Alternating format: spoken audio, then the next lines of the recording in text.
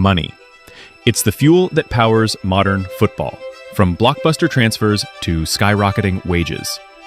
But in 2011, UEFA introduced a rule meant to stop clubs from spending beyond their means. Financial fair play rules. Financial fair play. I want to deal with first FFP. I've got a real problem with FFP. How are Chelsea able to negate financial fair play? They've been charged with more than 100 breaches of financial rules after an investigation. Financial Fair Play, or FFP. Some say it's protecting the game from financial ruin. Others argue it's destroying competition and cementing the dominance of the rich. So, is financial fair play saving football, or slowly killing it? Let's find out.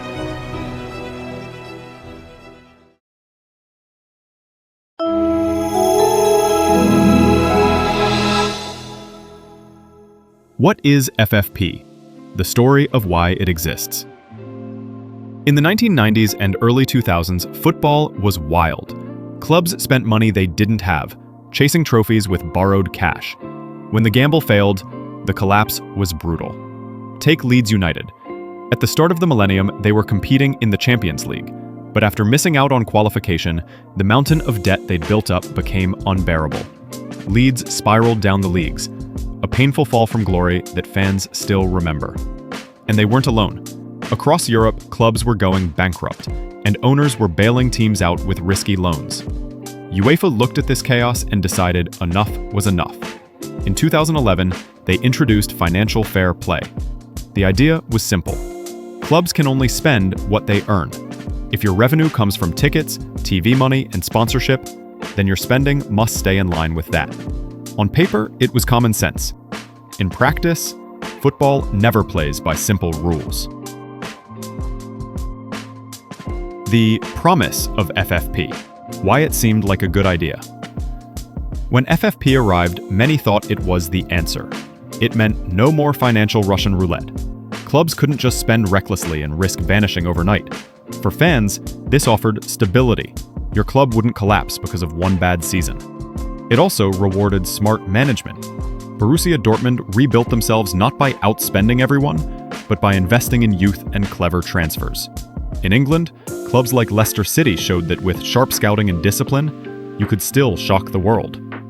And FFP was meant to be a safety net, protecting clubs, protecting fans, and protecting football itself from financial meltdown. It was supposed to give football a future. But that future turned out very different from what many imagined. Why FFP is so controversial. This is where the story gets messy. The biggest criticism? FFP doesn't level the playing field, it locks it. Rich clubs stay rich, poor clubs stay poor. Take the Premier League. Manchester United, Liverpool, and Arsenal have massive global fan bases. Their shirt sales, TV deals, and commercial revenues mean they can spend hundreds of millions and still be within the rules. Meanwhile, smaller clubs who dream of rising up can't match that, because their revenue streams are tiny in comparison. And what about ambitious projects? When Sheikh Mansour bought Manchester City, he poured money in to take the club from mid-table to champions. Under strict FFP, that kind of leap becomes almost impossible, because a new owner can't just invest. The spending has to come from revenue. Then there's enforcement. Clubs like Manchester City and PSG have both faced major investigations. City, for example, were accused by UEFA of disguising owner funding as sponsorship. They were even banned from the Champions League in 2020, but the ban was overturned on appeal. Chelsea, meanwhile, used long contracts to spread out transfer fees, technically staying within FFP limits while spending over £500 million in a single year. Loopholes like this raise eyebrows. Are clubs bending the rules, or is the rulebook just too weak? To critics, FFP isn't about fairness. It's about preserving the status quo, where the biggest clubs can keep dominating while challengers are locked out. The big question, is FFP killing football or saving it? You are not guilty, you don't pay. You are not punished, even with a pound.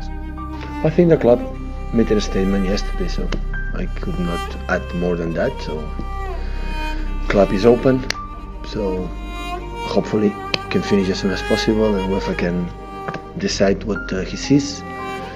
They've spent over £400 million across 2 windows so far. It does beg the question, how are they getting around financial fair play rules? And rightly so, they defend themselves, they say they're innocent of all charges. But if you're innocent of all charges, Why do people keep saying we're going to be kick the can down the road? This is going to go on for 2 to 4 years. Manchester City don't want this. Man City supporters don't want it. The Premier League don't want it. It's not good when we're talking about one of the greatest teams that we've seen of all time in the Premier League and managers, that there's this almost asterisk above it until this is sorted out. So many of the other Premier League clubs would actually want Manchester City to potentially be relegated if they were found guilty of all these charges. So what does it all mean? On one hand, FFP has stopped clubs from gambling their futures away. We don't see as many financial implosions as we once did, and that stability is good for the game. But on the other hand, football feels less open. The Premier League, for instance, has a big six that dominate year after year. For clubs like Everton, Newcastle, or Aston Villa, breaking into that group is brutally hard under FFP rules. And when some of the biggest clubs face investigations but walk away without serious punishment, fans start to ask, is this really fair play, or just a system that protects the powerful? Maybe FFP hasn't killed football, but it has changed it. Whether that change is protection or suffocation depends on how you see the game. Here's the irony.